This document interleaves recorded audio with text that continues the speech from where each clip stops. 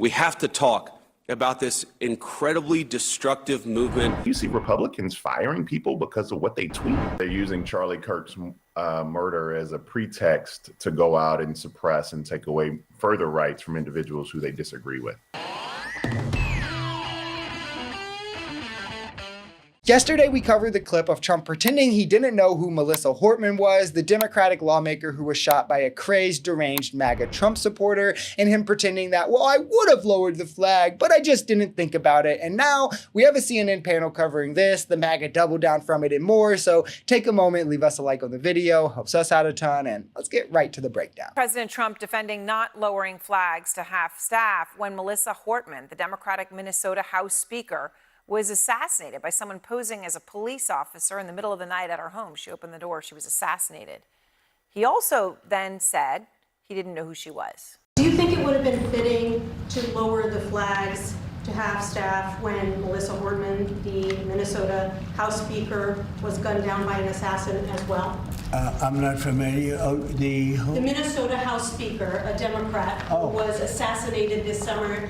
Well, if the governor had asked me to do that, I would have done that. But the governor of Minnesota didn't ask me. I didn't. I wouldn't have thought of that, but I would have if somebody had asked me. He said he wouldn't have thought of it. Of course, he did think of it with Kirk. Within hours of Kirk's murder, he announced that flags would be lowered to half staff.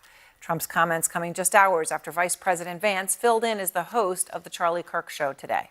We have to talk about this incredibly destructive movement of left-wing extremism that has grown up over the last few years. I'm so curious what growing left-wing extremist movement he's talking about. Not a single communist holds an elected seat of office. Not a single elected Democrat has even called Trump Hitler. Vance is the only elected official who has done that. So is he one of these left-wing radicals? Every elected Democrat condemned political violence over and over again. Every single one did so when Trump was shot at and when Charlie was shot as well. And the left regularly disavows these extremist type movements. Meanwhile, Trump tells the Proud Boys to stand back and stand by, pardons them for beating cops and doing seditious conspiracy, calls the left thugs, Marxists, fascists, and more. You have those like Nancy Mason, Elon Musk calling for legitimate civil war. And the right wants to tell you that, well, all we have to do is cry tears about Charlie or we're evil. As they mock death after death of Black individuals and ignore school shooting after school shooting because it might get their guns taken away. We are going to channel all of the anger that we have over the organized campaign that led to this assassination to uproot and dismantle these terrorist networks. It is a vast domestic terror movement. And with God as my witness, we are going to use every resource we have at the Department of Justice, Homeland Security, and throughout this government to identify, disrupt, dismantle, and destroy these networks and make America safe again for the American people. It will happen, and we will do it in Charlie's name. Just to be clear, Bakari, investigators so far have said they believe Kirk's suspected shooter acted alone, okay? But what you heard there from Stephen Miller, as a matter of fact, presented as that, was that there was an organized campaign that led to this assassination and that they are going to uproot and dismantle these terrorist networks. So what do you hear when you hear that? I mean, unfortunately, they're using Charlie Kirk's murder as a pretext to go out and suppress and take away further rights from individuals who they disagree with. It's crazy, right? I've had MAGA in my comments defending those who were fired for saying the N-word. Apparently that's okay, but this isn't. Specifically, I remember MAGA in my comments defending Gina Carano for sympathizing with Nazis and being anti-Semitic and then getting fired from Disney. And they said, well, these are disgusting acts of cancel culture that only the left will do because the right stands for free speech and our freedoms. And mind you, like Gina Carano got more famous after being fired from Disney, but she was somehow canceled. Cancel culture doesn't actually exist on the right because you get fired and you get more famous. The only person who actually cancels people is Donald Trump. But like the right is getting people fired for like many of whom are condemning the violence against Charlie Kirk, but are like saying, hey, he's still a piece of shit, still a bad person. Objectively true things.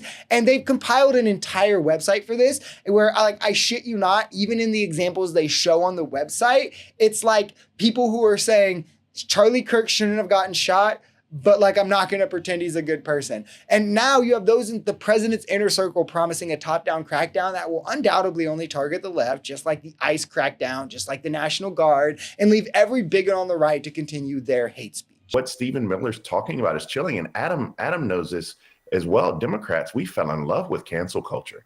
It wasn't but 4 or 5 years ago. Democrats were just trying to cancel people for being ignorant or just not knowing or saying stuff. And I spoke out against it. Not enough people spoke out against it. But now you see Republicans firing people because of what they tweet. You're calling people's jobs because if Charlie Kirk is this free speech martyr, this seems to be the antithesis thereof. And so I'm concerned about where we're going and what we're using it for. I want to get to the word martyr that you mentioned in a moment, because I think it's really important. But first, Bakari, what do you say to President Trump today saying he never ordered flags to be flown to half-staff for Melissa Hortman's murder? He said, frankly, because he never would have thought of it, and also because the governor never asked him to do it. Obviously, in this case, he thought of it, and he didn't need to be asked to do it. And somehow to the right, that legitimately means more, as if just because Trump is more known, it's worse. Like, they'll first try to go, oh, no, Democrats have been attacked, because they just don't actually care enough about political violence to look into these things. And so they've only seen, like, the mainstream ones. And then when you point out, like, the litany of Democrats who have been attacked in the past few years by deranged Trump supporters, they're like, but they're not your president. They're not the biggest this, and right. And it's like, yeah, your president is more divisive and inflammatory with his rhetoric than anyone on the Democratic side. So people, unfortunately, respond to it in unjustifiable and inhumane ways that they shouldn't.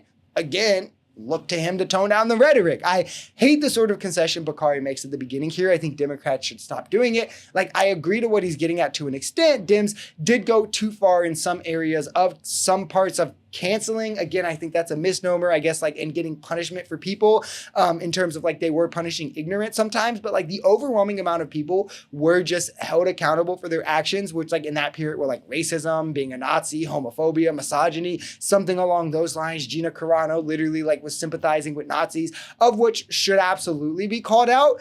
And those people probably should not serve the public. That is a far cry from firing a teacher for saying Charlie Kirk should not have been killed, but he's also a terrible person.